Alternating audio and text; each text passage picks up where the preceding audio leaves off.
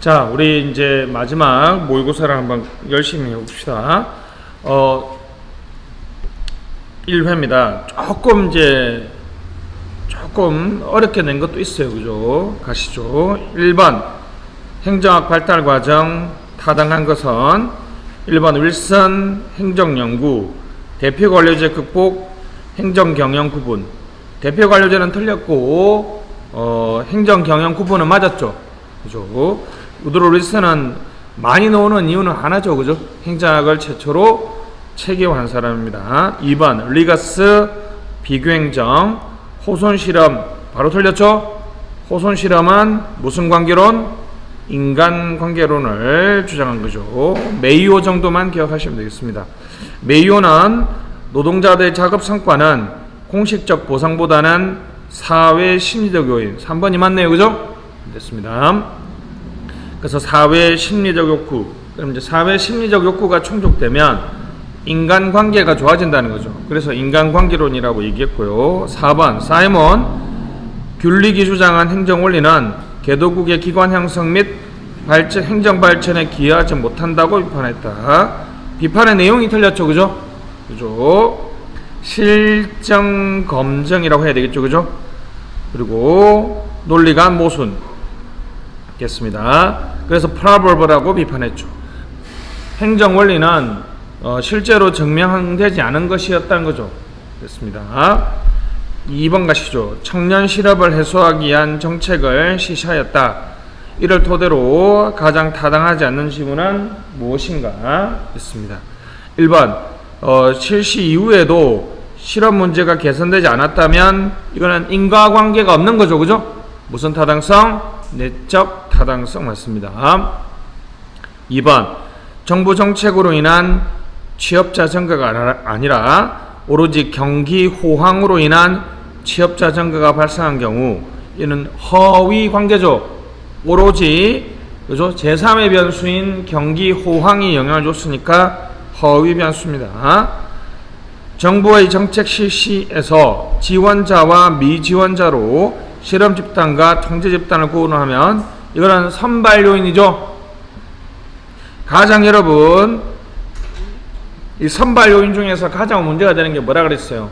셀프 셀렉션, 자기 선발이에요. 제가 맨날 그러죠. 이렇게 자 금년 치료제가 나왔습니다.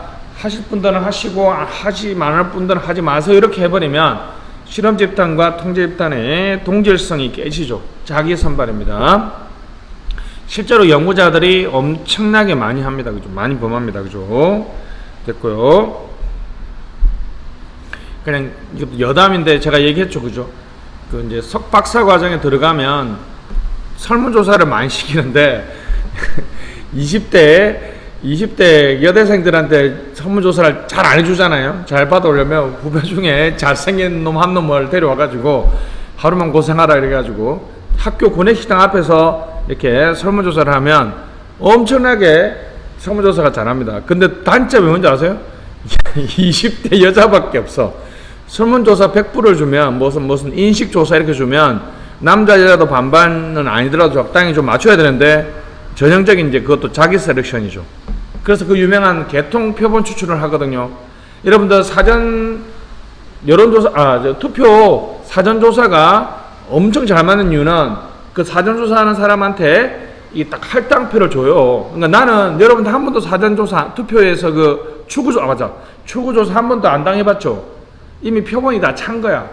이제 그 사람한테는 뭐 40대 남자 2명 이렇게 할당을 주면 그걸 이제 가지고 보고 있다가 체크하면서 이렇게 채워 넣습니다. 그죠? 그렇기 때문에 출구조사가 요즘에는 거의 틀리지가 않죠, 사실. 그죠? 됐습니다. 4번 정부 정책 실시 도중에 관찰당하고 있음을 알면서 보이는 부자연손 행동을 무슨 이펙트? 호손 효과라 그러죠. 됐습니다. 외적 타당성 맞고요. 자, 실험 조작 반응 효과이라고 했어요.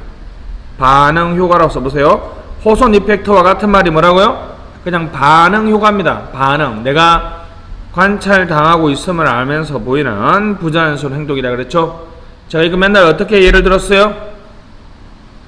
여러분들이 이제 소개팅에서 남자 여자 만났을 때, 오, 이렇게 매너 좋고 이런 식으로 보면 안 된다 그랬죠? 그때는 어느 상황이에요? 관찰당하고 있음을 알면서 하는 거죠.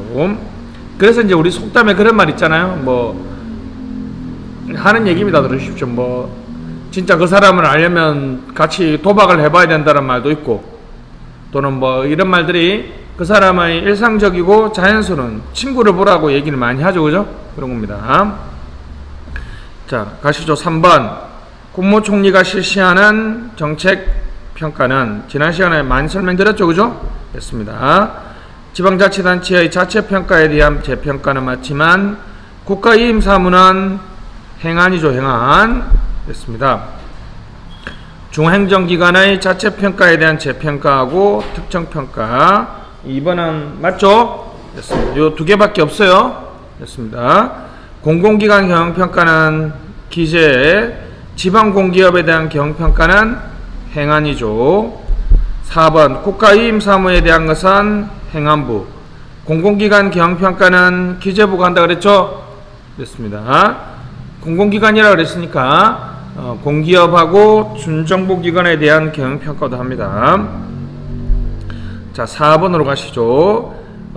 모성 모형에 대한 것은 틀린 것은 이게 모성 모형이 작년에 시험에 나왔습니다. 그죠? 여러분들이 조금 봐야 됩니다. 그냥 1번 킹던 올센 등이 연구한 자 쓰레기통 모형 밑줄 밀러가 예산 결정에 적용한 모형이죠. 밀러가 예산 결정에 적용한 모형. 그럼 답은 나왔죠? 뭐죠? 문책 참기죠. 문책 참기가 결합되었을 때 우연적인 예산 결정이 이루어진다는 거죠. 모성 모형은 예산 결정은 애매하고 모호한 역사적 사건에 의해서 급격하고 단절적인, 이번에 틀렸죠? 단절 균형 이론입니다. 단절 균형 이론. 3번 독립적인 조직이나 조직 하에다 느슨하게 연결되어 있고 독립성과 자율성을 누리는 그죠? 조직화된 무정부 상태를 말하는 거죠. 그죠? 다시 모성 모형은 뭐라고요? 1번 쓰레기통 모형을 예산 결정에 적용한 거예요. 그죠? 답은 이제 가장 중요한 건 4번이죠. 우연적이고 무작위적인 예산 결정. 네, 그거는 사후적 해석이라는 이 말은 밑에다 써보세요. 예측 곤란. 단절 균형 이론이나 이런 쓰레기통 모형 등은 거의 대부분 사후적 예측이죠. 그죠? 이게 예측하는 게 어렵죠, 사실. 그죠? 좋은 이론은 그죠? 예측을 할 수 있어야 되는데 그러지 못하죠. 사후적 예측이라는 비판을 받습니다. 자, 요거는 4번은 별표 한번 해주시고, 모성 모형이 작년에 처음으로 국가직의 시험에 나왔으니까 여러분들이 좀 봐주시면 좋겠습니다. 3번, 4번 다시 뭐라고요? 쓰레기통 모형 많이 들어봤죠? 우리 알죠? 쓰레기통 모형. 그래서 우연적이고 무작위적인 예산 결정을 설명하고 있습니다. 됐습니다. 5번은 이제 놓을 때가 됐는데 여전히 안 놓았네. 그죠? 우리 암기법 기억나요? 국보채 추인감 좋다. 국보채 추인감 좋다. 조다리죠. 됐습니다. 그래서 답은 1번입니다. 제가 늘 얘기했던 것처럼 특이하죠. 이게 국가재정법에 없는 거의 유일한 거죠. 그죠? 조세지출 예산서와 결산서, 조세특례제한법 129조인가에 있습니다. 그죠? 법 조항까지는 외울 필요 없죠. 법률안, 재정, 소요, 추계제도. 우리 이거는 어디까지 배웠습니까? 정보발의법안 비용 추계 더하기 재원 조달 방안까지. 근데 의원발의법은 뭐만 한다? 비용 추계만 하는 거죠. 시험은 몇 해개년도 몇 년 정도의 비용 추계를 해야 되는 것이에요?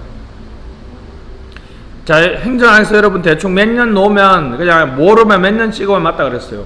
5년. 3년은 하나밖에 없어요. 성과관리 기본계획 평가계획 3년마다 수료하는 거와 똑같습니다.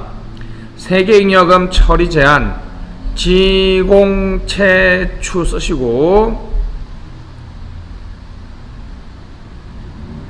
놀만하죠. 이것도 지방교부세 정산, 공적자금 상환 추경, 그 다음에 국가채무 추경, 추가 경정예산 편성 사유 기억나죠? 자쟁 끊고 침실 북협 변화까지가 하나고요. 그리고 발생입니다.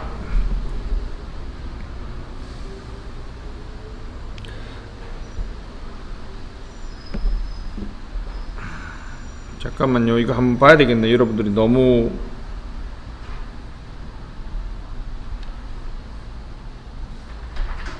(205페이지) 핵심 정리집 205페이지.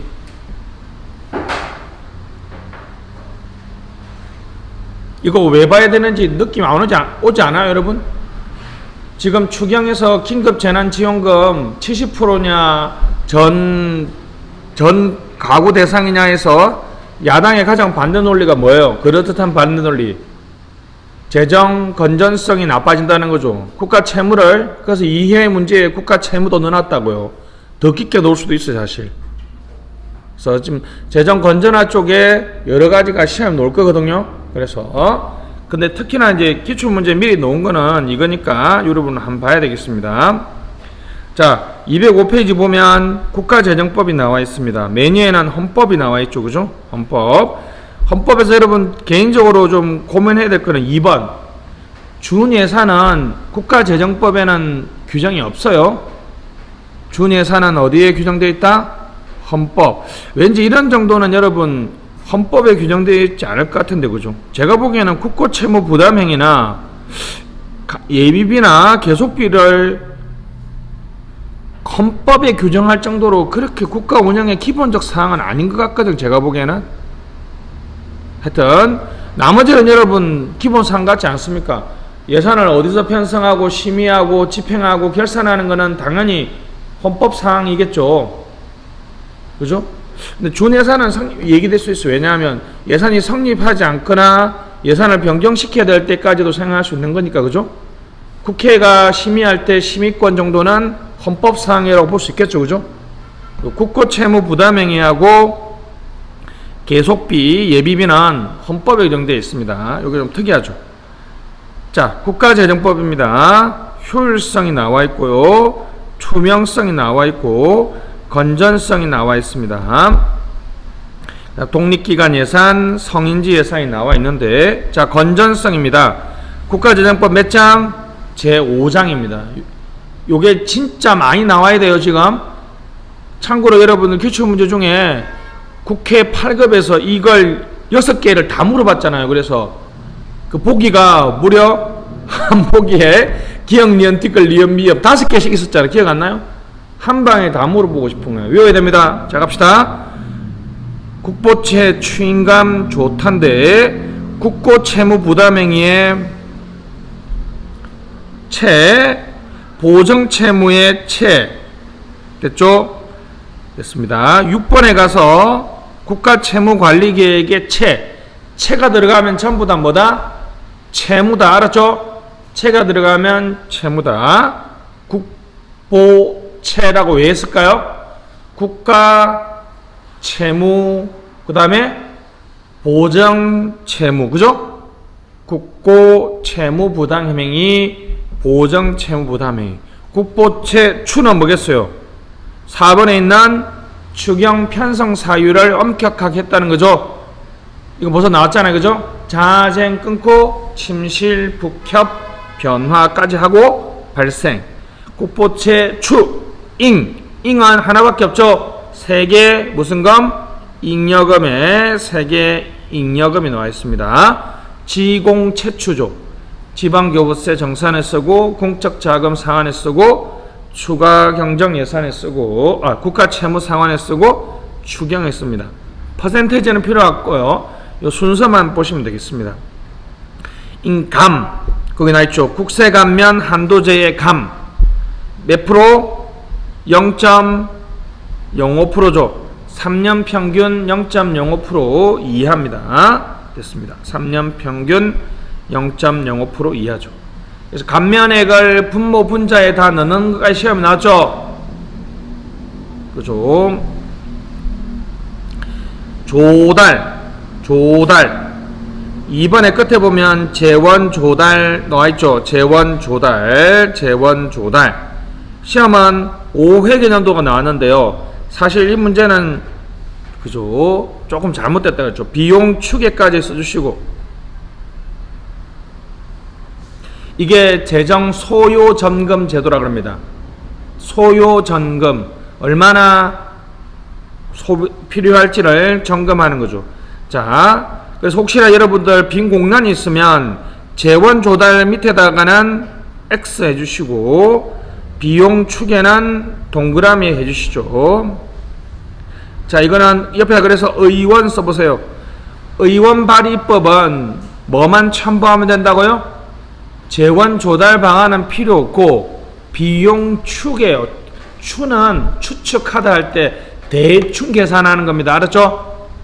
정부 발의법은 비용 추계와 재원 조달 방안을 첨부하는데, 의원 발의법은 비용 추계는 하지만 재원 조달 방안은 하지 않습니다. 그래서 다시 한번 우리 집 앞에 봉가짜장에서 파는 그죠? 잡채 이름이라고 국보채. 영어로 여러분 뭘 씹을 때 영어로 뭐라 그래요? chewing이라고 그래요. chewing. chewing.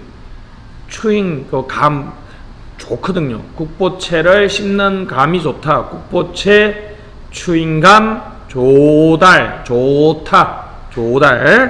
요거 빨리 좀 많이 나왔으면 좋겠습니다. 그죠? 됐습니다. 요거 좀 다시 한번 확인해 보시고 한두 번 더 시험을 낼 겁니다. 그냥 분위기에 편성해서 한번 내보는 겁니다. 아직 객관식에 안 넘어온 재정 준칙도 나중에 자료 정리해서 넘겨 한번 보고 갑시다. 요즘 시절이 하도 수성해서 그죠? 5번 같은 문제는 다시 한번 봐야 됩니다. 넘어가시죠. 문제로 보시죠.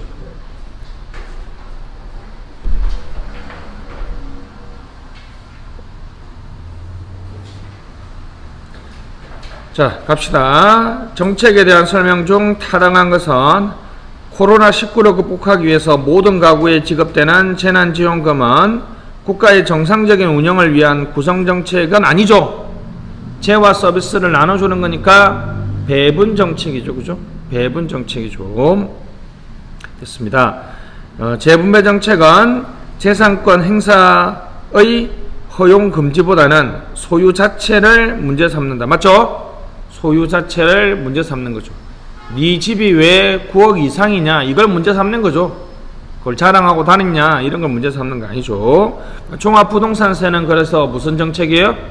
재분배 정책이죠. 됐습니다. 3번 배분정책은 상호 불간섭의 상태에서 결정되기 때문에 대외적 가치 배분에 영향이 없다. 상호 불간섭은 맞죠? 대외적 가치 배분에 영향이 없는 게 직접 영향이 없는 것은 구성정책이죠. 됐습니다. 4번 규제정책은 주제를 둘러싼 찬성집단, 반대집단의 안정적인 정상연합은 무슨 정책? 재분배 정책이죠. 정상연합은 재분배 정책입니다. 됐습니다. 6번 정도는 뭐 틀리면 안 됩니다. 그죠? 조금 난이도가 있지만 틀리면 안 돼요. 7번으로 갑시다. 시장 실패에 가장 타당한 것은, 이거 좀 솔직히 말하면 쉽게 냈어요. 공공재의 경합성과 배제성은 시장에서 공급을 어렵게 하는 게 아니라 뭐요? 비경합성과 비배제성이죠. 그죠? 경합성과 배제성은 사적제죠. 됐습니다. 2번 의료, 교육 등 시장에서 생산 분배되지만 정부가 개입할 수 있으며 이럴 경우 공공재의 성격을 가지는 게 아니라 그랬죠. 여전히 무슨 재? 사적재지만 정부가 개입하는 재화를 가치재라 그러죠. 가치재입니다. 사실은 요즘에는 거의 모든 재화가 가치재라고 볼 수 있겠죠, 그죠? 요번에 여러분 봤잖아요. 공적 마스크가 전형적인 가치재 아닙니까? 야, 그걸 보고 여러분들은 우리 와이프는 진짜 우리 와이프 제발 내 영상을 안 봤으면 좋겠다만 우리 와이프가 아무 생각 없이 막 하는데, 야, 난 그거 보는 순간 약간 공산주의 같은 느낌이 들었는데요. 그렇잖아요. 어떤 마스크를 이게 여러분 흡사 여러분 무슨 과자 좋아해? 새우깡 좋아해? 새우깡 1인당 한 봉지 이거 뭐가 달라?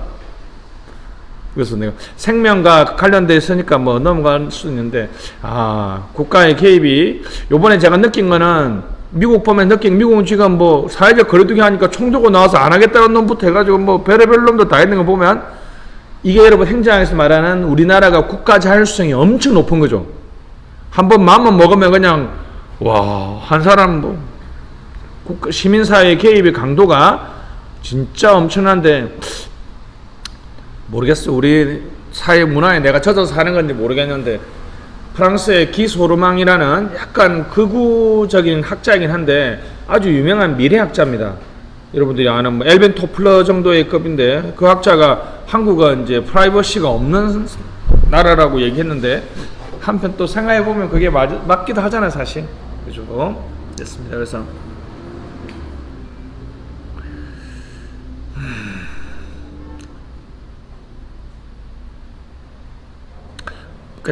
그냥 생각이 잠깐 잠겼습니다. 됐습니다. 가치제의 무서움을 여러분들이 이번에 느꼈을 겁니다. 그죠?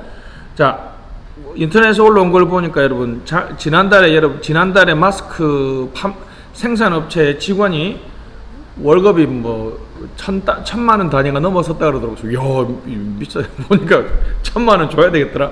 아침 8시에 출근해서 밤 12시까지 마스크 만들었다더라고. 그 정도 안 만들었으면 우리 전 국민 할당량을 채우지 못했을 테니까. 그죠? 됐습니다. 좋은 점도 있고 나쁜 점도 있네요. 가시죠. 3번, 시장 실패는 정부 내부의 효율적 운영의 실패뿐만 아니라 시장 운영의 결과로 발생하는 외부적 실패까지도 포함하는 거 맞죠? 특히 이 외부적 실패의 대표적인 게 뭡니까? 실업이죠. 실업 또는 빈부격차.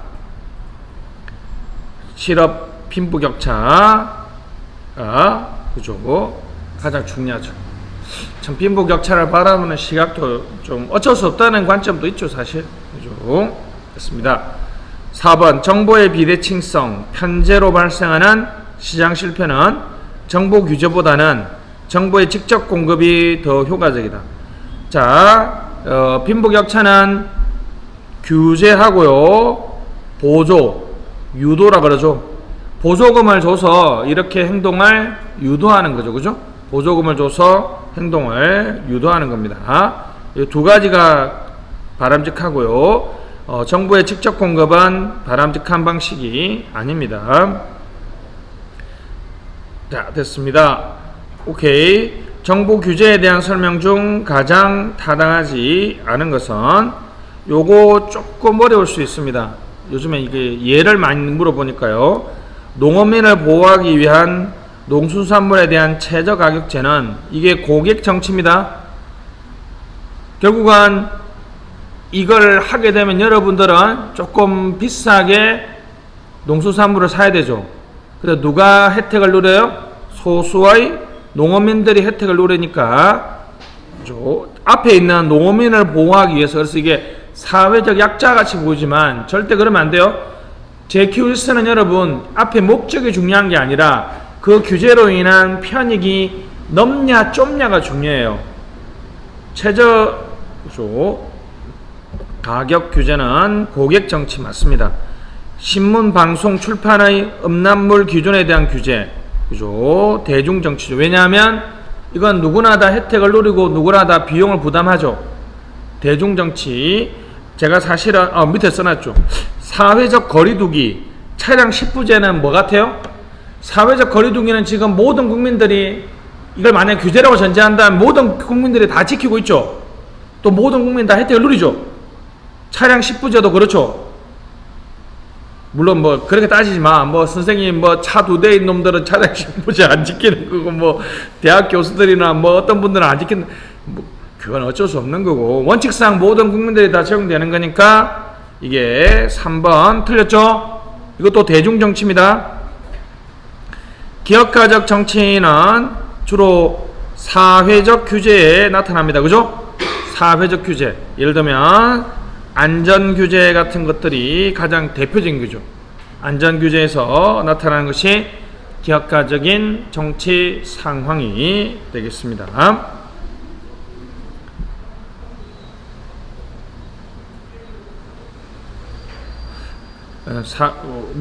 드디어 내일부터네. 내일부터 이제 그 바뀌죠. 생활 속 방역으로 바뀌는데 우리 딸은 뭐 학교 안 가는 게 익숙해져가지고 우리 딸은 초등학교 6학년이니까 5월 20일에 가는데 아싸 2주 동안 또 안 간다면서 엄청 좋아하더라고. 오늘 또 5월 5일이네요. 우리 딸이 이제 마지막 어린이죠. 그래서 무슨 성대하게 보내야 된다면서 뭐 엄청나게 요구하더라고. 그래서 우리 딸에 맞게 제가 대우해주고 있는 거 아시죠? 지난 주말에 그 장인 장모님 시골에 가서 이제 어버이날 하고 올라왔는데 장인 장모님이 당연히 이제 딸한테 5만 원 용돈을 줬거든요. 우리 아들도 5만 원 주고 이랬는데 딸 출발하기 전에 아빠가 이제 4시간 운전해야 되니까 택시 이제 기사비를 달라고 제가 맨날 받는다 그랬죠. 이제 주는 게 딱 익숙해졌더라고요. 그래서 아빠 10,000원 니 카카오맵에 한번 눌러봐. 운전기 10,000원 오는지 그래가지고 20,000원씩 뺏어가지고 우리 딸은 모르지. 그 이제 20,000원을 가지고 오늘 뭐 맛있는 거 사주면 경치 돈으로 사 먹는 게 되는 건데 우리 딸은 그런 것도 모르고 적게 좋다고 좋아하더라고. 됐습니다. 4번 택시와 차량 공유 서비스 타다 아시죠? 대립. 의약 분업을 둘러싼 의사와 약사의 대립은 이게 비용과 편익이 명확하니까 이익집단 정치 맞죠? 그죠? 이익집단 정치가 되겠습니다. 제큐리스는 규정치 모형은 이 얘가 시험에 좀 많이 나와요. 그러니까 얘를 좀 핵심 정리집에 있으니까 좀 정리를 좀 하시면 좋겠고 9번이 조금 어려웠을 겁니다. 9번이 좀 어려웠는데 국가공무원법 제26조에 나와 있습니다. 여러분들이 이거죠. 공무원을 임용한 시험 성적, 근무 성적, 그 밖의 능력의 실정에 따라는 왜 근무 성적을 왜 넣어놨을까요? 그러니까 임용은 뭐도 포함된다 그랬어요. 승진, 강임, 강등, 퇴직 이런 전부 다 직위해제가 다 임용이라고 그랬죠. 아시겠죠? 그러니까 임용은 내부 임용과 외부 임용이 있죠.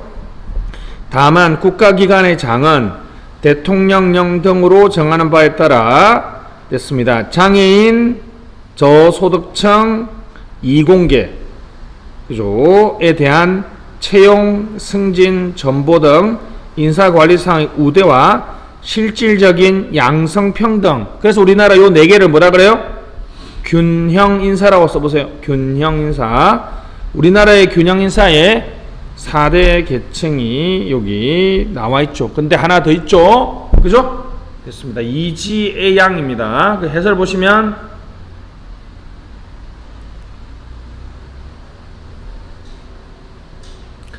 이게 요즘에 시험에 많이 논다고요. 작년에 이걸 그대로 물어봤죠. 자, 갑시다. 그래서 그 9번 해설을 이렇게 보시면 되겠고, 그 맨 끝에 지역 인재에 대해서는 국가공무원법 제26조의 4. 그죠? 아마 그 우리 지문이 26조의 3인가 그럴 겁니다. 그죠? 26조 1인가? 하여튼 26조인데, 지역 인재 추천 채용 및 수습 근무라고 나와 있죠. 그래서 됐습니다. 그런데 이제 됐죠. 그래서 여기서 여러분 요 하나 둘 셋 넷 지금 자 우리 양성까지 해서 지금 지문에 나와 있는 4개 더해서 5개가 우리나라의 균형인사의 얘기인데, 자 국가유공자 써보세요. 국가유공자나 국가유공자 자녀를 우대해주고 있죠. 이게 조금 논쟁적이긴 해. 옛날에 시험이 나왔거든요. 예를 들면 국가유공자 우대는 대표관료제하고는 상관없어요, 사실. 근데 임용해서 채용해서 우대를 해주고 있는 거 아시죠? 그러니까 여러분들 쏘을 수 있으니까. 근데 이게 한 번은 맞는 걸로도 나왔어요. 예를 들면 얼토당토 하는 게 들어가 있으면, 그죠? 국가유공자 우대도 이걸 대표관료제로 주장하는 사람도 있어요. 왜냐하면 거의 대부분 국가유공자들이 사회적 부류계층에 속한다고 봤을 때, 무지 그렇지 않은 추도 있지만, 그죠? 됐습니다. 요게 조금 애매하긴 하죠. 기본적으로는 아니라고 봐주시고, 다시 우리나라의 대표관료제 또는 균형인사의 대상은 이지애양입니다. 이공계, 지역, 장애인, 양성평등에 원래 저소득층은 원래부터 있었죠. 저소득층은 구분 모집을 하고, 구분 모집 아시죠? 혹시 몰라서 이건 상식으로 내가 넣어놨잖아. 장애인 몇 프로? 유일하게 퍼센테이지가 있는 게 2개예요. 작년에 이거 시험 나왔어? 장애인은 안 나왔지만 양성평등은 여러분들이 너무 잘 알잖아. 몇 프로? 양성평등 30%. 30%로 20% 해서 시험이 나왔잖아요. 장애인은 3%. 장애인은 3%. 나머지 2개는 퍼센테이지가 없어요. 그냥 우대하라고 되어 있어요. 2개까지 됐습니다. 실제로 잘 안 지켜지죠, 사실. 그죠? 근데 요즘에 여러분들 동사무소에 가보시면 꼭 장애인 분들 한두 분씩 계시죠? 그죠? 그런 분들, 그죠? 아마 그렇게 뽑혔을 겁니다. 그죠? 됐습니다. 9번이 조금 중요합니다. 10번. 지방자치단체에 대한 설명 중 가장 타당한 것은 됐습니다. 특별자치도 아래에 자치구는 설치할 수 없지만 시는 설치할 수 있다. 특별자치도 안에는 아무런 자치단체를 설치할 수 없죠. 됐습니다. 시와 구는 도 밑에 설치할 수 있다. 맞죠? 됐습니다. 세종특별자치시는 단청제로 운영되며 자치경찰제는 운영 안 되고 있죠. 자치경찰 단청제는 맞죠? 됐습니다. 세종을 빼면요, 특별자치시 밑에는 뭐와 뭘 둘 수 있을 것 같아요? 항상 얘기했잖아. 시 밑에 시는 이상하니까 군과 구를 둘 수 있는데, 기초자치단체가 시, 군, 구니까 군과 구를 둘 수 있는데, 세종특별자치시 특별법에 의하면, 그죠?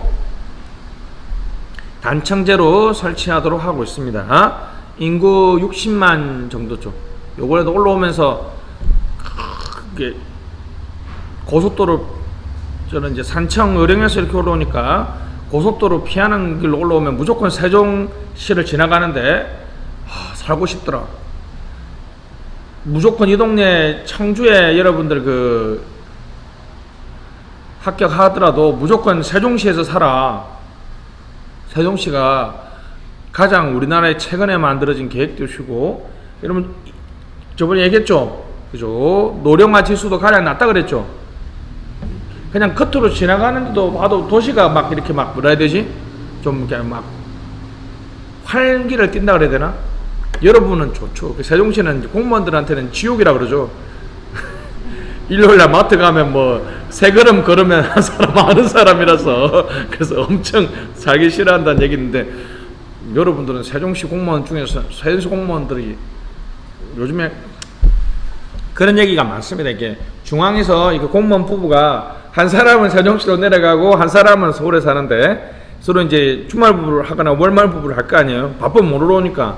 그래서 뭐 엄청나게 그게 많아가지고 이게 충청북도 쪽에 있잖아요. 이런 쪽으로 인사교를 해서 웬만큼 다 내려 보내줬대요. 그래서 한때 이쪽 충북 쪽에 여기 차로 출퇴근할 수 있는 1시간 거리 내에 있는 공무원들 자리가 품귀 현상이 나서 뭐 엄청나게 뭐 상한가를 쳤다는 얘기가 있습니다. 좀.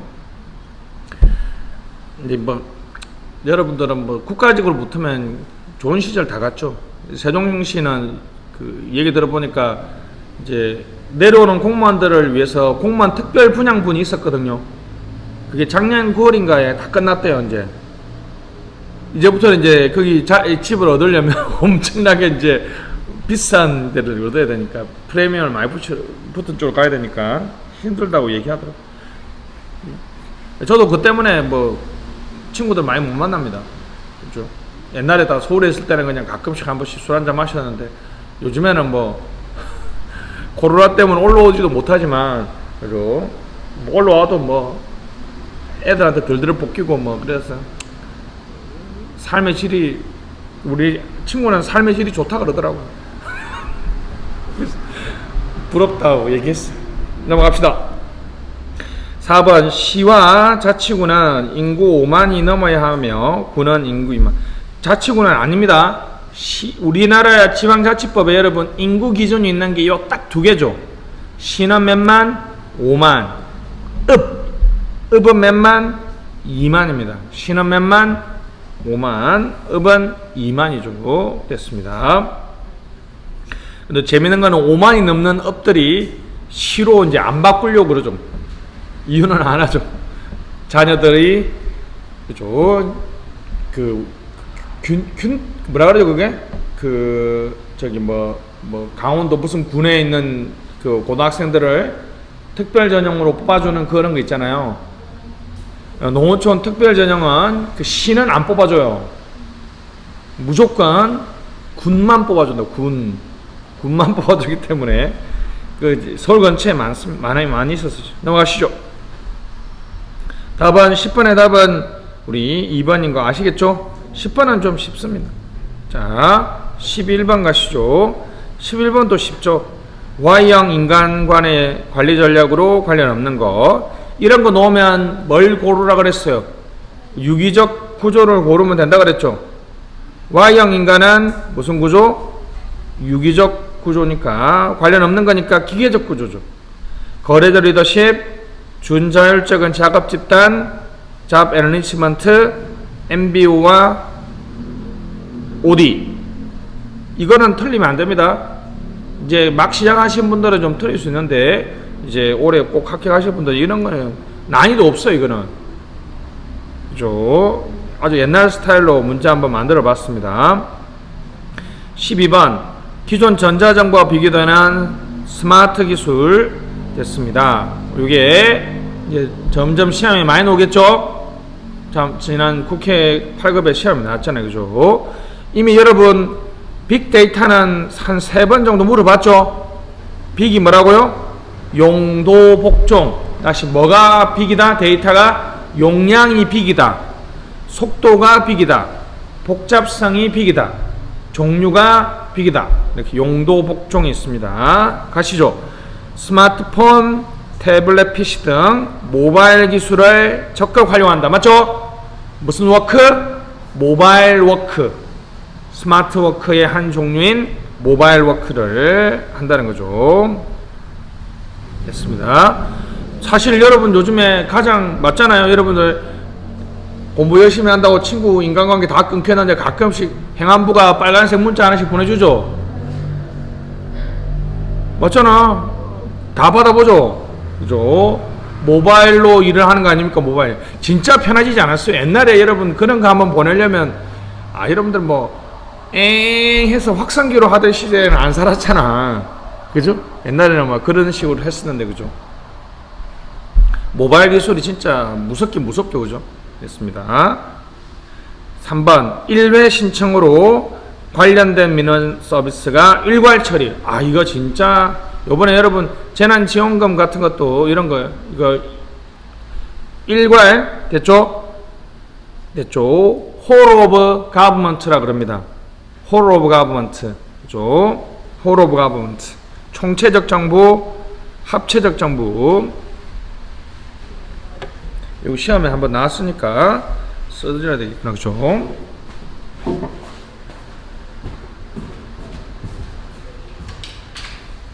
영어로 전체라 뜻이죠.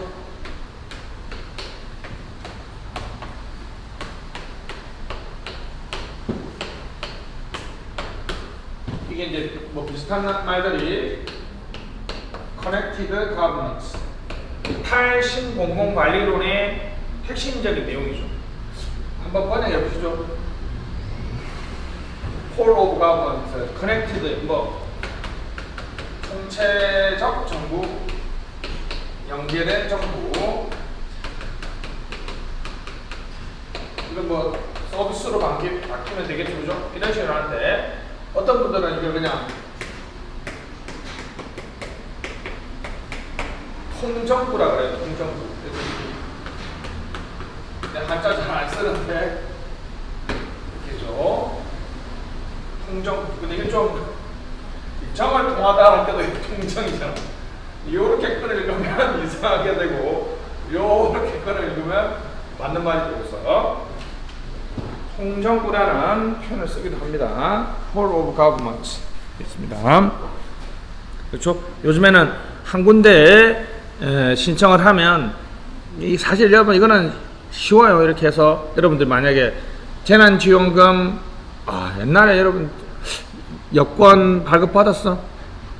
옛날 여러분 여권 발급 받으려면 진짜 막 서류 14종 떼가고 그랬는데 여러분들 요즘 여권 발급 받으러 가서 신청서 쓰고 맨 밑에 뭐 동의만 체크하면 돼요. 정보 이용 제공에 동의만 하면 그냥 인터넷 딱 쳐서 그냥 정보 공동 이용 센터에 보내주면 이 사람이 자기 있는 점들을 그냥 바로 알려주죠. 엄청나게 편해진 세상입니다. 그죠? 자, 3번. 인공지능을 활용하여 안전사고가 발생하면 면인데 그죠? 오타가 있네요. 즉각 처리한다. 4번 개인 맞춤 통합. 그래서 2번하고 4번이 같은 말이죠. 그죠? 개인 맞춤형 통합 서비스가 제공됩니다. 개인 맞춤 통합 서비스가 제공됩니다. 답은 3번이죠. 자, 증거 기반 관리라는 것은 어떻게 해요? 선제적, 사전적, 예측적. 그렇죠? 우리 원더걸스 해체의 주범이 누구라 그랬어요? 선내라 그랬죠? 그죠? 선내. 사과해야 되지. 객관적으로. 선내, 사과객. 그죠? 데이터 기반 2회 시험에 있는데,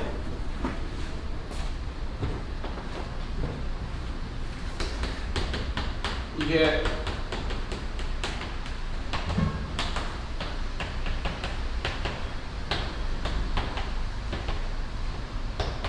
이걸 이제 지금 하도 핫한 거니까 그죠? 데이터 기반 행정 활성화 법이 지금 국회에 계류 중이에요. 이제는 뭘 기반으로? 데이터 기반으로 하는데 이건 너무 중요해서 제가 외워버렸어요.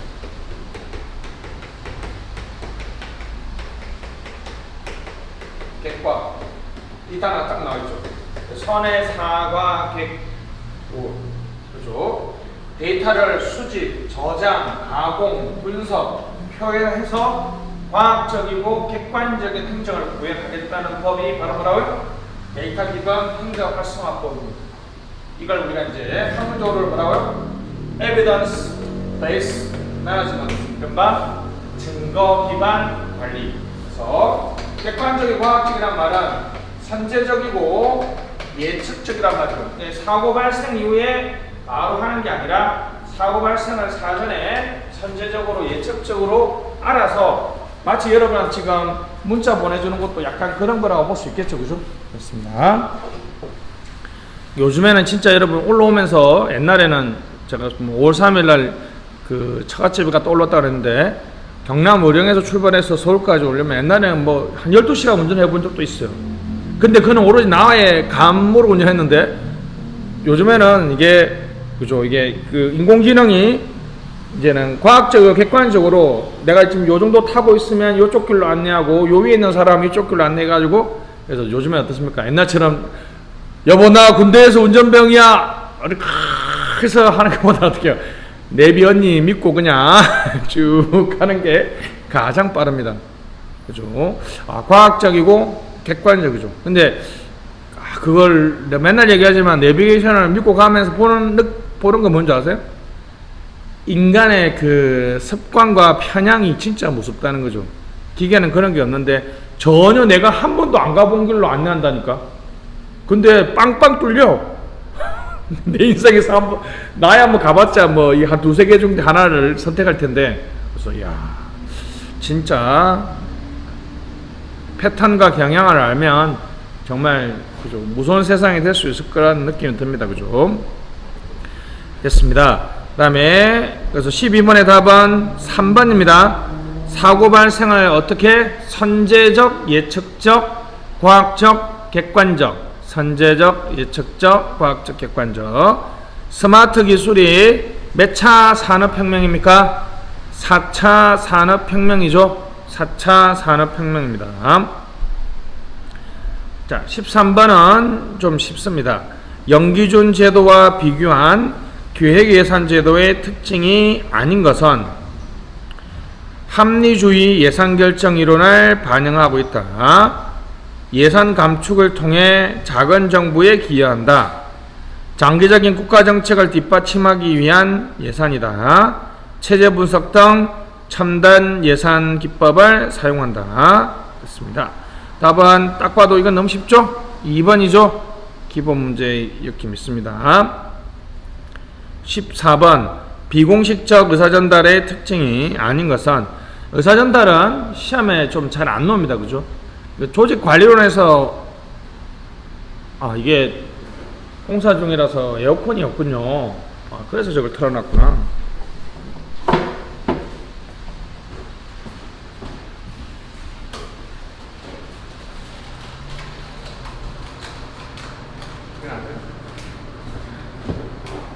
환기도 좀 하고 합시다.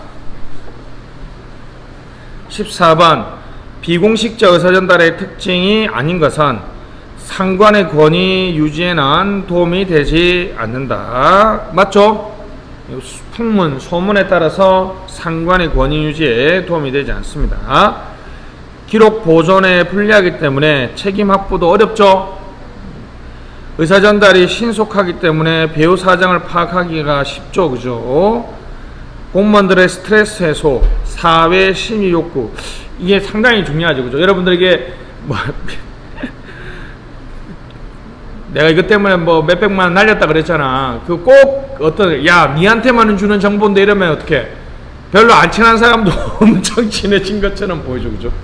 비밀, 인간 심리에, 그죠? 비밀을 공유하고 있다는 것이 상당히 좀 친밀감 형성에 도움이 됩니다. 답은 3번입니다. 됐습니다. 자, 조금 쉬었다 하는데요. 자, 안 보고 한번 풀어보세요. 15번, 16번, 18번은 지난 시간 했으니까요. 15, 16을 꼭 맞춰주시기 바랍니다. 자, 15번입니다. 개방형 인사에 대해서 타당하지 않은 것인데요. 조금 어렵습니다. 경력 개방형 직위는 공무원 신분을 가진 자는 지원할 수 없죠. 민간인만 지원할 수 있는 제도입니다. 이 사람들만 임기가 몇 년이라고요? 3년이라 그랬죠. 단 일반 개방형 직위에서도 민간인이 임용되면 3년입니다. 개방형 직위로 임용되는 자가 임기제 공무원일 때는 이게 임기제가 옛날에 계약직이죠. 그죠? 그렇습니다. 15가 적용받지 않습니다. 아시겠죠? 이게 여러분 15가 작년에 그 인사조직에 시험에 한번 나왔는데 모든 공무원들이 다 15의 적용을 받는 게 아니에요. 그것만 좀 신규 채용된 사람만 15가 적용되는데 그 다음에는 상식적으로 쉬워요. 예를 들면 공무원으로 퇴직한 사람이 임기제로 다시 공무원이 될 때는 당연히 15의 적용이 필요 없죠. 왜냐면 이미 공무원으로 열심히 살았으니까. 그죠? 그렇습니다. 하여튼 여러분이 알아야 될 문장은 뭐라고요? 15는 모든 공무원의 신규 채용에 적용되는 것은 아니라는 거. 개방직이 임용된 사람의 임기는 차이가 있죠. 그죠? 공무원은 몇 년? 2년이고 민간인 경우에는 3년입니다. 그죠? 그 다음에 타월은 다시 5년이니까 총 8년. 사실 요게 시험에 안 나왔죠. 그죠?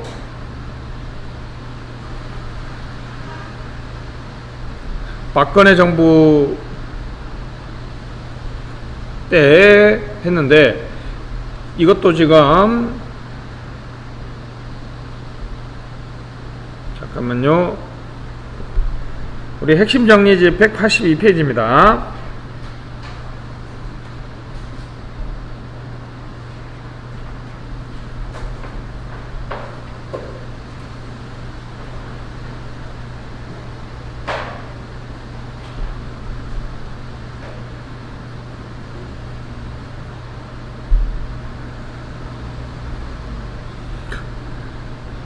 자, 됐습니다. 그래서 우리 이제 6번 개방형 임용제도가 있습니다. 개방형 직위는 민관 경쟁이고요. 공모직위는 공무원들 간의 경쟁이죠. 국가공무원법에 규정되어 있고요. 됐죠. 자, 이것도 시험에 나왔죠. 개방형 직위의 지정 기준은 전문성과 효율적 정책 수립이 가능한.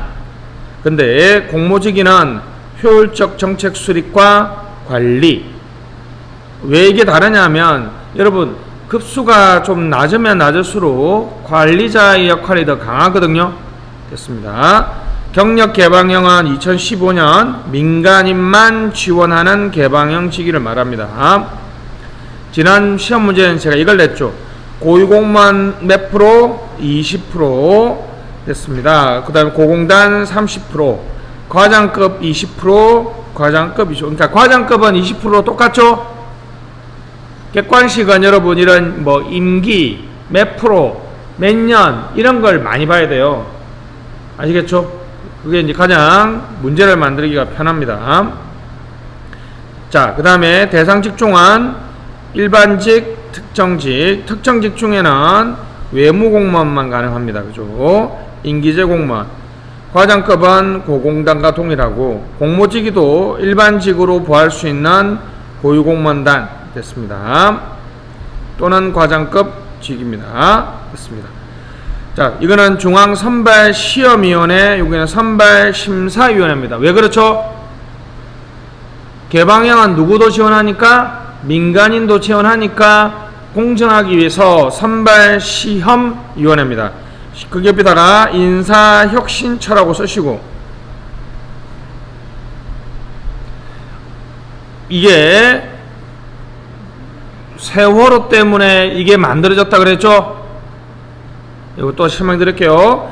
자, 옆에 선발심사위원회는 어디 있을 것 같아요?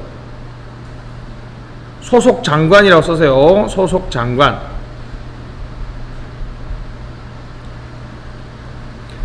민간의원 2분의 1, 지방은 3분의 2. 아, 이걸 봐서 지방에도 하고 있다는 거 알고 있죠? 이것도 시험에 한번 나왔습니다. 성과평가는 시험에 잘 안 나오고요. 밑에 신분. 민간인은 일반 임기제. 경력직 공무원은 경력직 공무원. 책임 운영 기간은 계약직으로만 하는데 이것도 임기제죠. 임기제 됐습니다. 왜 그런데 공모직위는 전보, 승진, 전직 등 특별 채용을 합니까? 이 사람들은 다 공무원이기 때문에 그렇죠? 공무원이기 때문에 그렇죠? 됐습니다.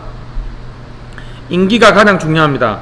자, 원칙은 5년의 범위 내에서 자율적으로 임명하는데 최소 몇 년 보장? 2년은 보장하는데 예외적으로 민간인인 경우에는 최소 몇 년? 3년입니다. 여기서 민간인은 경력 개방형은 100%죠. 근데 일반 개방형에서도 민간인이 임용될 수 있죠. 그때도 임기는 몇 년이라고요? 3년입니다. 우수자는 5년의 범위 내에서 연장 임용이 되고요. 탁월한 성과자는 임용 절차가 없이 총 임용 기간을 5년을 초과해서 연장해서 가능합니다.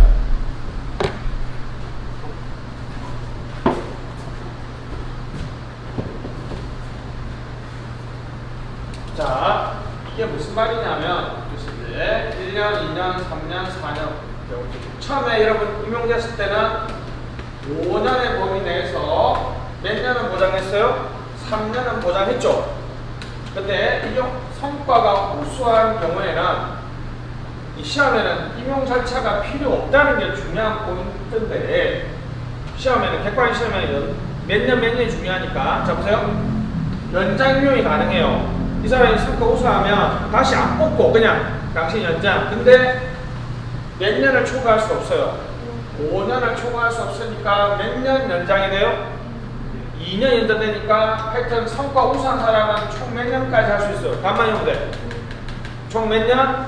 5년까지 할 수 있는데 성과가 너무 탁월한 사람은 이 임용기간을 초과해서 여기서부터 다시 임용할 수 있는데 원래 다시 하더라도 몇 년의 제약을 받아요?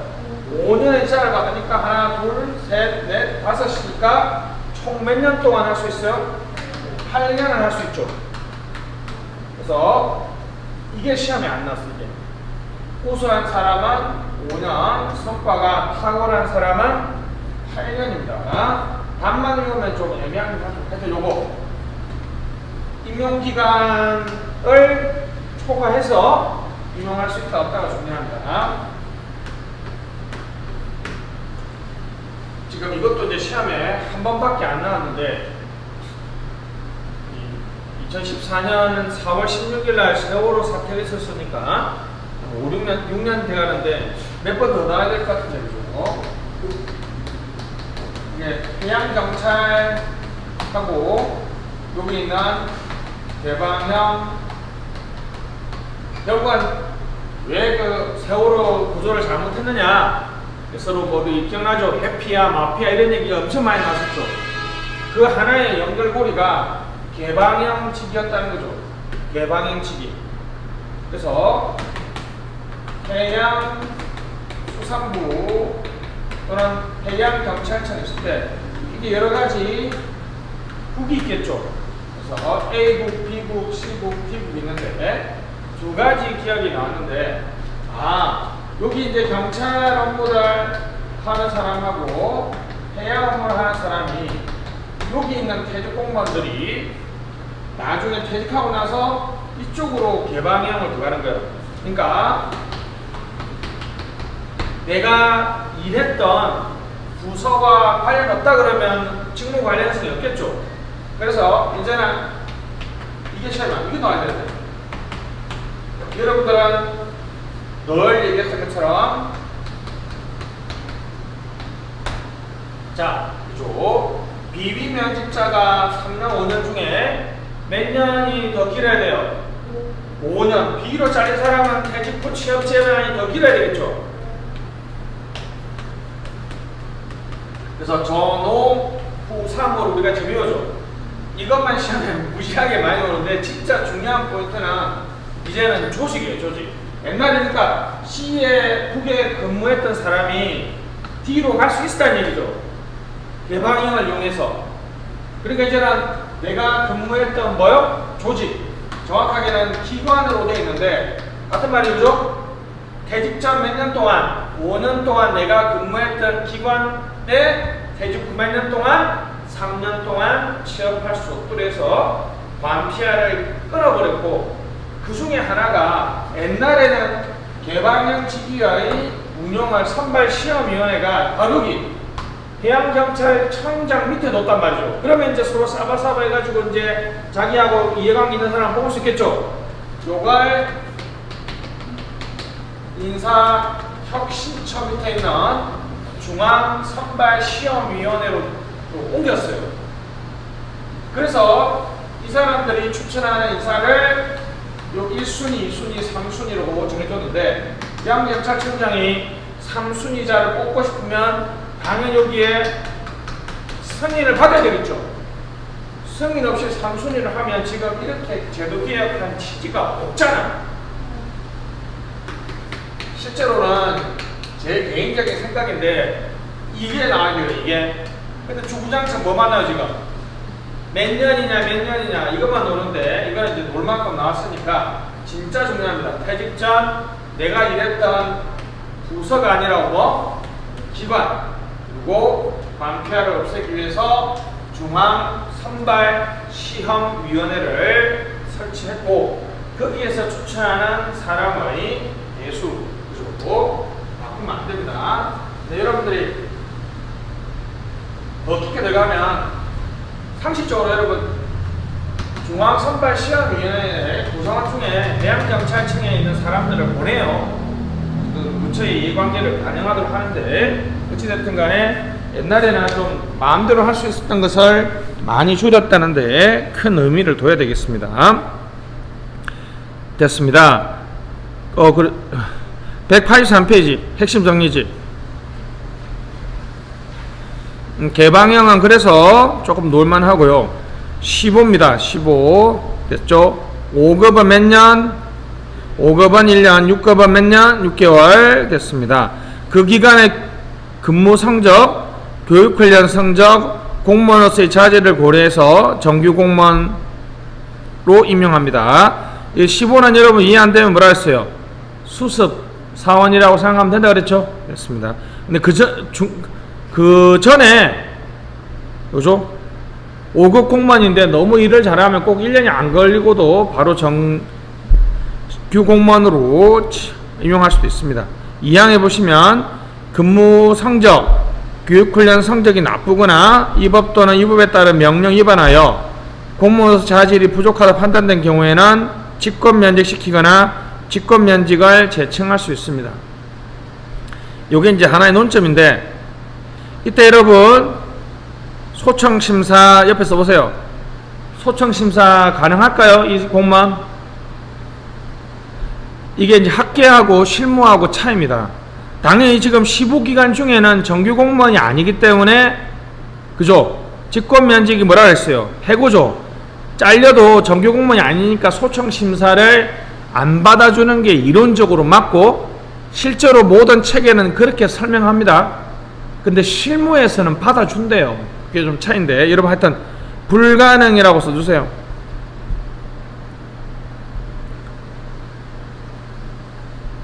됐죠? 그러니까 이게 직권면직에 우리 여러분 기억나요? 여러분 직권면직의 사유에 뭐가 있었어요? 뭐 폐직되거나 과원되었을 때, 뭐 전직 시험에 3번 떨어졌을 때, 근무 성적이 안 좋다고 직위해제를 받았다가 개선의 정이 없을 때, 휴가 가서 안 돌아온 놈, 병역 어쩌저쩌 한 놈, 이런 요건인데 봐봐요 여러분.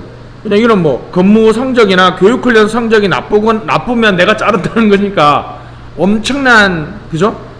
직업공무원 제도에 대한 위협이 될 수도 있습니다. 근데 이거는 왜 이걸 합니까? 학문적으로 15를 왜 해요? 선발 도구의 타당성과 신뢰성이 완벽하지 않죠. 그죠? 그러니까 시험이나 면접으로는 이 사람의 정확하게 측정할 수 없으니까 써보고 이렇게 결정한다는 거죠. 써보고 결정한다는 거죠. 됐습니다. 그래서 우리가 이제 15가 시험의 어떤 효용을 좀 더 높이기 위한 제도죠. 자, 그래서 임용이 나와 있습니다. 크게 왼쪽부터 볼게요. 내부 임용, 외부 임용이 있고, 내부 임용은 수직, 수평이 있습니다. 수직은 뭐 상향적은 승진인데 하향이 많이 나오죠.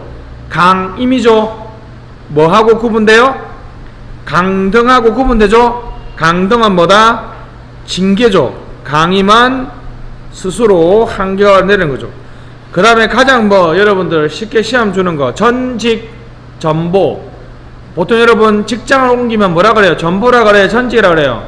이직 전직이라 그러죠. 딱 봐도 뭐가 더 커 보여요? 전직이 더 커 보여죠. 직렬 동그라미. 전보는 보직 동그라미. 이게 시험에 가장 많이 나왔죠. 전통적으로. 전직은 뭘 바꾸는 거? 직렬을 바꾸는 거. 당연히 여러분 지금 직렬을 바꾸려면 시험을 봐야죠. 여러분도 지금 직렬별로 시험 보고 있으니까. 됐습니다. 전이번이 인사 관할이고요. 됐습니다. 어떤 애가 나이 많은 수험생, 아주 옛날인데 너무 나이가 많아서 그냥 친해서 원래 좀 개인 사생활 잘 안 물어보는데 결혼하셨어요? 그러니까 예, 전출했습니다 이러더라고. 그래서 아주 깔쌈한 표현 아니야? 흔히 톨싱을 전출했다는 표현을 쓰다가 내가 그죠? 행정학 선생님한테만 쓸 수 있는 아주 애가 유머 감각이 있잖아. 그러니까 전출이래. 전출. 이제 결혼은 뭐야? 그러면 이제 전입이죠. 됐습니다. 그렇죠. 남자나 여자나 새로 이제 그 가족관계 등록부가 만들어지니까 파견은 일시적으로 그죠? 일시적으로 됐습니다. 그래서 이제 요번에 공중보건의들이나 간호사들을 대구에 보냈죠. 뭐예요? 전직, 전보, 전입, 파견 뭐예요? 파견이죠. 파견 그죠? 됐습니다. 겸임, 직무 대행이 있고요. 기타, 휴직, 직위해제, 정직, 복직, 직권면직, 파면, 해임, 퇴직 전부 다 이게 또 다 뭐라고요? 임용입니다. 임용 됐죠? 공개 경쟁 채용이 있고 경력 경쟁 채용이 있습니다. 경력 경쟁 채용이 여러분 요즘 입에 좀 익어갑니까? 조산모사의 끝판왕이죠. 근데 참 그렇죠. 이게 여러분 단어를 어떻게 써내냐에 따라 다르죠. 특별 채용이라고 하면 되게 좀 뇌물과 좀 음슴하고 막 그런 느낌인데 경력 경쟁 채용이라 그러니까 조금 뭔가 좀 공정하고 페어한 느낌이 있죠. 같은 거예요.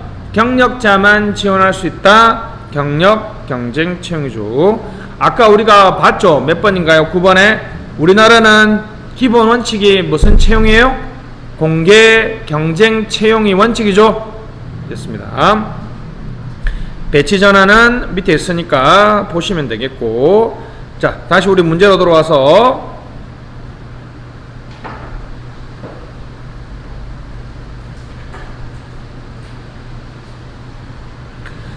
15번에 4번 개방형직위 선발시험은 소속 장관에 설치된 중앙선발시험위원회가 아니라 무슨 어디에 설치된 인사혁신처라고 바꿔주시고요. 그죠? 공모직위 써보세요. 심사위원회 쓰시고 이거는 어디에 설치되어 있다? 소속 장관 아시겠죠? 이거는 당연히 소속 장관 밑에 설치해야 될 것 같아요. 그죠? 왜냐하면 다 공무원이기 때문에 좀 더 심사하기가 좀 편하죠. 그죠?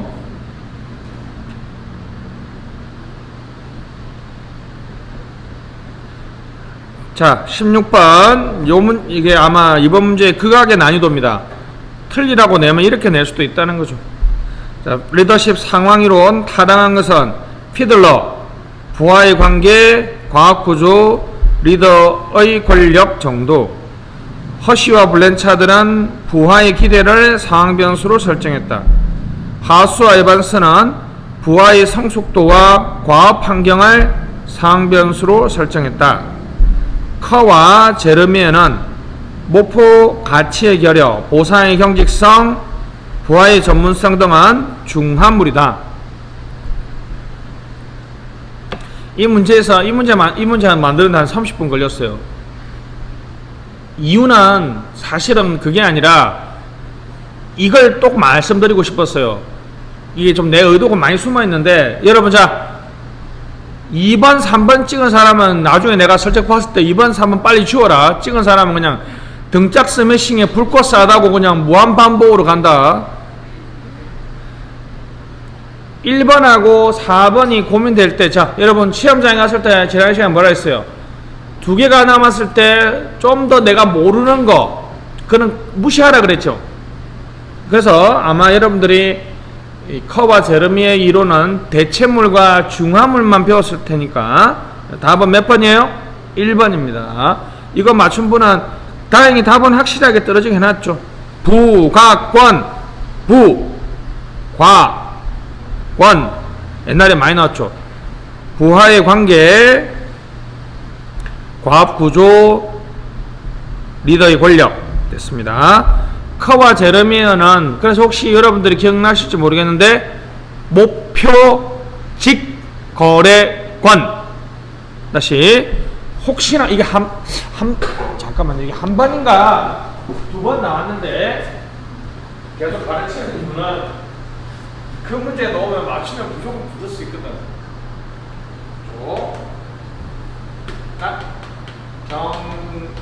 경프목은 영도 피를 가지고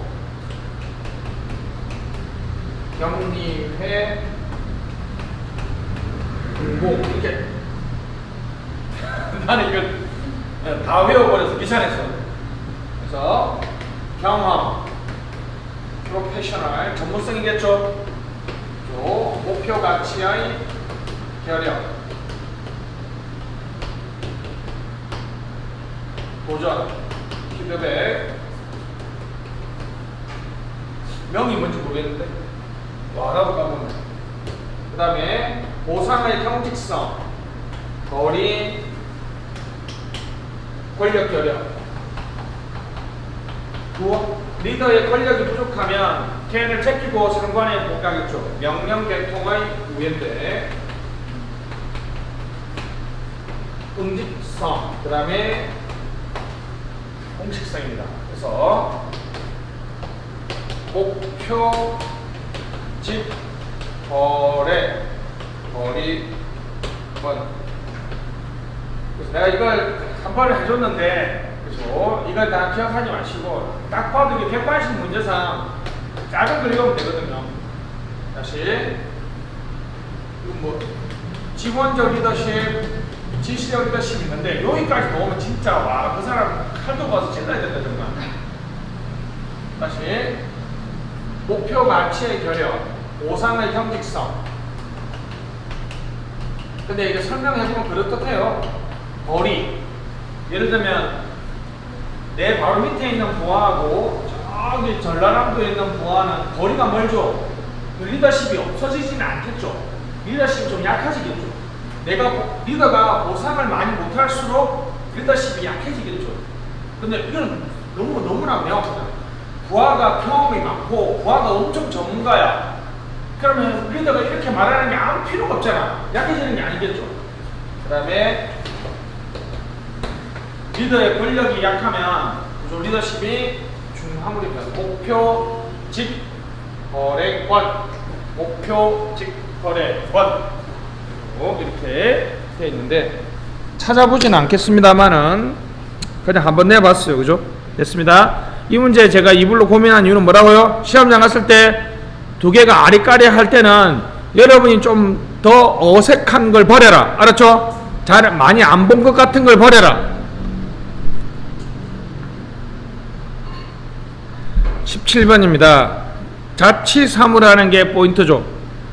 타당한 것은 행정안전부 장관은 지방자치단체의 자치사무 보고, 감사, 이 경우 법령 위반에 대해서만 한다는 거죠.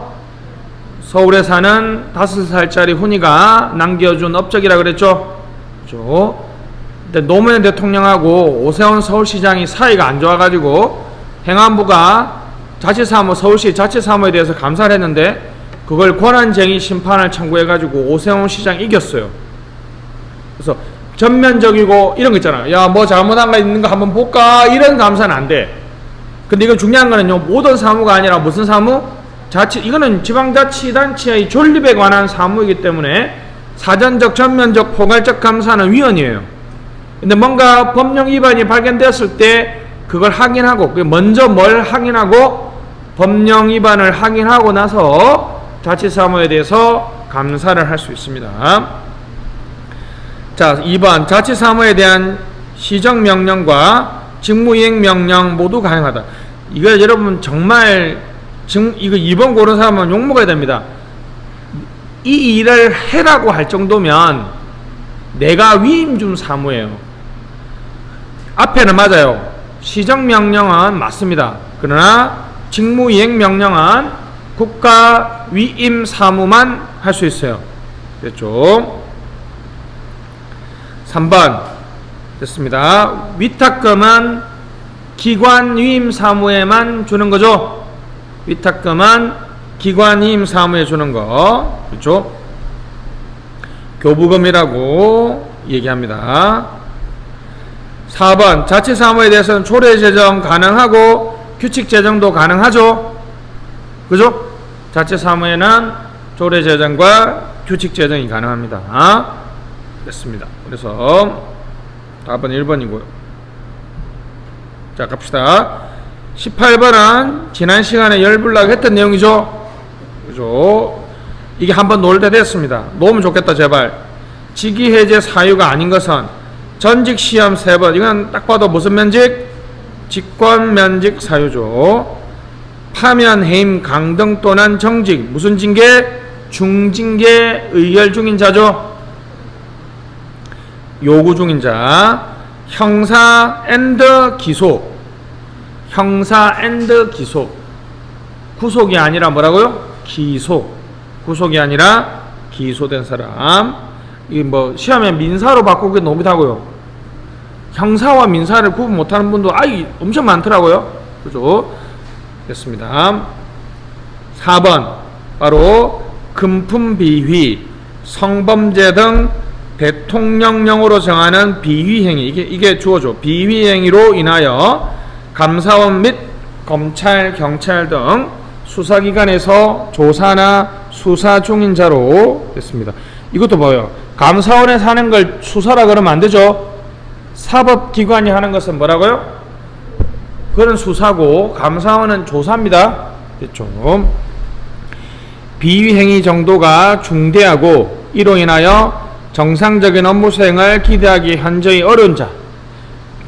실제로는 그 비위행위라고만 놓을 수도 있습니다. 틀린 건 아니니까. 그죠? 알았죠? 직위해제는 여러분 같은 말이 뭐라 그랬어요? 대기명령이에요. 대기명령. 실제로 이제 대기명령입니다. 3개월 이내에 대기명령. 제가 얘기했잖아요. 집에서 대기하라 그러면 어떻게 엄청 편한 거지. 그러다가 밖에 나가다가 그죠? 휴대폰 위치 추적에 걸리면 바로 이제 그냥 직권면직 루트로 갑니다. 조심하시고. 19번 행정의 가외성에 대한 설명 중 틀린 것은 1번 행정기관의 목표 전환을 방지해준다. 맞죠? 2번 정보 수용 범위 한계를 완화시킨다. 맞죠? 여러 군데서 정보를 받을 수 있기 때문이죠. 됐습니다. 3번 불확실성의 적극적 대처입니까? 소극적 대처입니까? 소극적 대처죠. 이거 시험 몇 번 나왔죠? 됐습니다.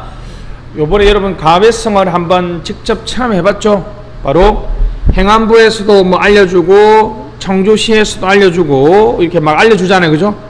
때로는 그게 혼선을 빚기도 하는데 보다 많은 정보를 주기 때문에 훨씬 좋은 의사결정을 내리기에는 좀 더 좋죠. 작은 정보와 산충되기도 한다. 맞죠? 작은 정보에게는 채택하기가 좀 어렵습니다. 단점이긴 하죠. 20번 지방세에 대해서 가장 타당한 것은 어렵다면 어렵고요. 쉬우면 엄청 쉬운 문제입니다. 1번 지방세 중에 통일성 원칙을 위배하는 세금이 있습니까? 없습니까? 있죠. 목적세를 물어보는 거죠. 목적세, 교자, 지방교육세하고 지역자원 시설세 있습니다. 자, 2번 조례로 지방세를 신설할 수 있지만 규칙은 불가능하다. 조례나 규칙 다 불가능하죠. 조와 세금은 뭘로 할 수 있다? 법률로 할 수 있다. 조세 법률주의입니다.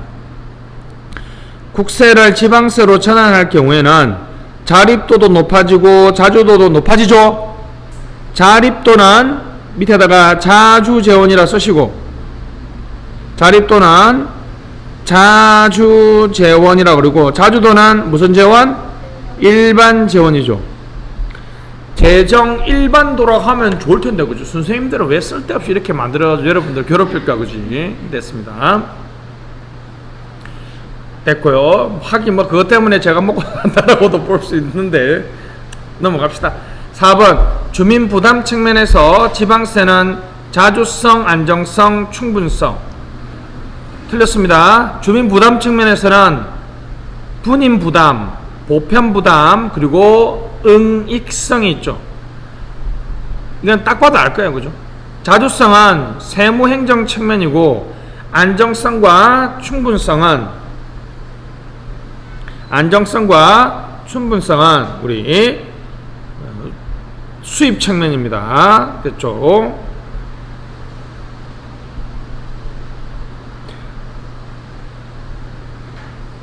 너무 많이 해서 여러분들이 이제 바로 알 수 있죠. 그죠? 291페이지 핵심 정리지 291페이지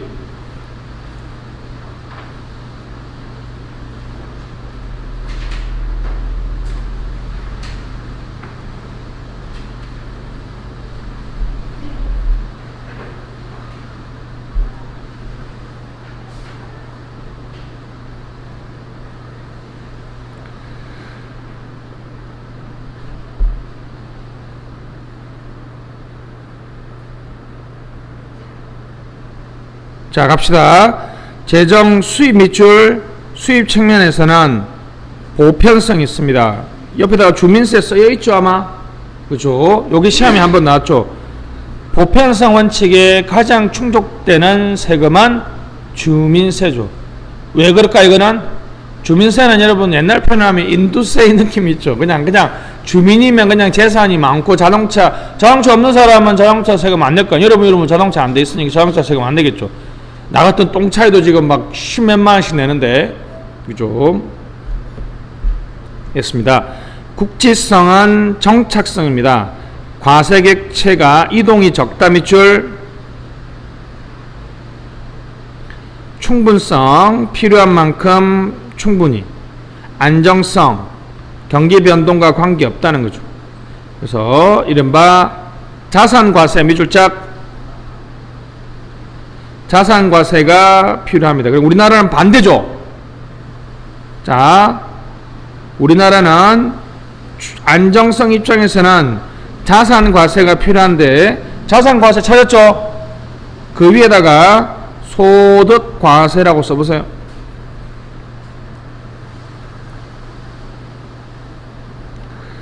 현실은 우리나라에 무슨 과세가 많다? 지방세는 소득과세가 많습니다. 그죠? 그래서 안정적이지 못하죠. 그죠? 지금 뭐 코로나 사태 때 수입은 금방 팍팍팍 줄는데 뭐 집값, 땅값은 사실 잘 안 떨어지잖아요. 그죠? 됐습니다. 그 다음에 신장성입니다. 이걸 또 신축성이라 그래요.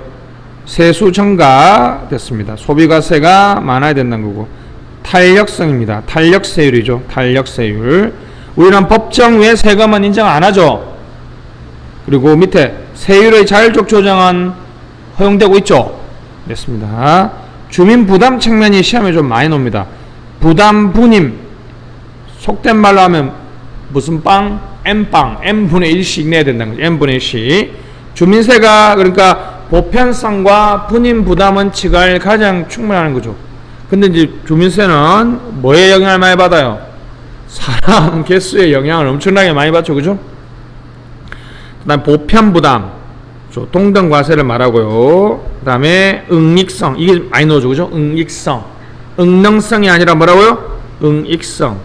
응익성의 같은 말은 수익자 부담이죠. 유저 차지. 수익자가 부담을 해야 된다는 이른바 수익자 부담주의를 말합니다.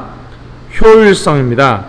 시장의 효율적 선택을 침해해서는 안 된다. 이건 뭐냐 하면 세금을 부과하면서 주민들에게 어떤 소비나 이런 것들을 줄이면 안 된다는 얘기가 되겠고, 세무행정 측면에서는 자주성 됐습니다. 지방세는 자치성을 이런 측면에서도 우리나라가 조금 문제가 있죠. 그죠? 왜 문제가 있죠? 우리는 세금을 자주적으로 신설할 수 있습니까? 없습니까? 없다는 거죠. 확실성, 편익 최소, 비용 됐습니다. 밑에 세금 얘기는 나와 있으니까 다음 또 보고요. 자,